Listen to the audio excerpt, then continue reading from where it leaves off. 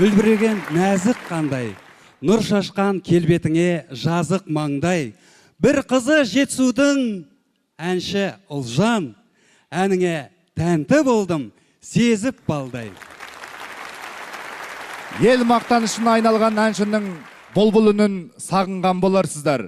Ендеше Қазақстан Республикасының еңбек сіңірген әртісі, әнші Ұлжан Айнақұлованың Аққуды әнмен қайырған атты ән кешіне қош келдіңіздер.